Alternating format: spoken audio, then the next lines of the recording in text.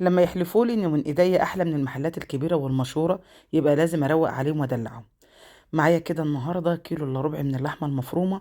فرمت معاه حوالي 150 جرام من اللي هي الضاني، وعليهم نص كيلو من البصل انا هنا فرماه في الكبه. لو طبعا مش متوفر عندكم كبه تقدروا تقطعوه قطع صغيره قوي كده على ايديكم بالسكينه، مفيش اي مشكله خالص. ومعايا فلفل حامي وبارد، وانا طبعا بحب الفلفل الحامي جدا، ممكن تستغني عنه لو مش بتحبيه. وورقه من البقدونس. ومعايا كده الشطه اللي هي السوداني، حطيت كده منها معلقه صغيره، ونص معلقه من الثوم البودر او حوالي 3 فصوص من الثوم يكونوا مفرومين فرم ناعم.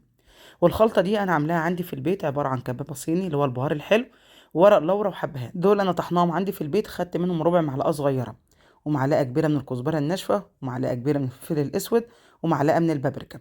وهنا معايا بهارات الحواوشي، لو متوفره عندك ضيفيها، مش متوفره خلاص ضفت كده معايا نص كيس. ونص معلقه صغيره من البيكنج باودر، ومعلقتين صغيرين من الملح. طبعا بهارات الحواوشي بيكون فيها ملح، فتخلي بالك من النقطه دي. ومعايا كده حوالي 4 معالق كبار من الدقيق او فنجان من الدقيق.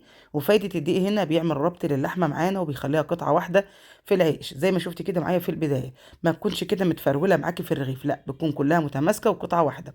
وممكن تستبدلي الدقيق ده برغيف عيش فينو، تبليه وتصفيه من ميته تماما.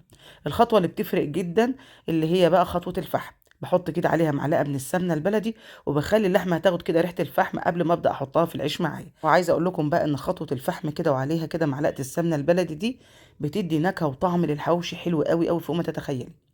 ودلوقتي معانا كده العيش بتاعنا. طبعا انا بقول لصاحب الفرن ان انا عايزه اعمله حواوشي، فبخليه يطلعه لي ابيض بالشكل ده، ما بخليش يحمر وشه، عشان يكون طري معايا ويتحمل معايا لما يدخل معايا الفرن، ما يكونش ناشف.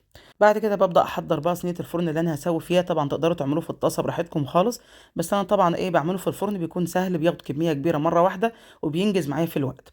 بندهن بقى الصينيه بتاعتنا كده سمنه على زيت، او سمنه بس او زيت بس، طبعا على حسب المتوفر عندك.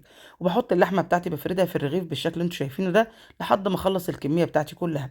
خلصت الكميه بتاعتي وحطيتها في الصينيه، ببدا اجيب برضو باقي كميه السمنه على زيت.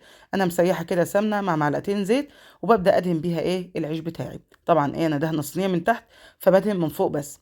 وهندخله الفرن على درجه حراره عاليه، ما بياخدش وقت معانا خالص. اول ما ببدا في تحضيره ببدا اسخن الفرن معايا، بحيث اول ما اخلص ادخل على طول الفرن، يبدا يسخن معايا على طول الصاج، وبيستوي بسرعه جدا. يعني انا ببقى قاعده جنبه، اول ما بياخد معايا لون من تحت ببدا اقلبه على الجهه التانيه، وبحط باقي الكميه بنفس الطريقه. ده كده اول صاج معايا، وكان في صاج تاني.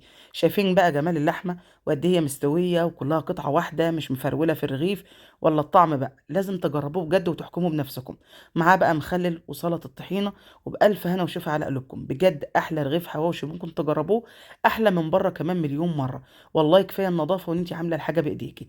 جربوا بقى الحواوشي بالطريقه دي، وانا متاكده انكم هتدعوا لي. كده كنت خلصت فيديو النهارده، اتمنى فعلا يكون عجبكم وتكونوا استفدتوا منه. يا ريت طبعا لو عجبكم تدعموه باللايك والشير عشان يوصل لكل الناس.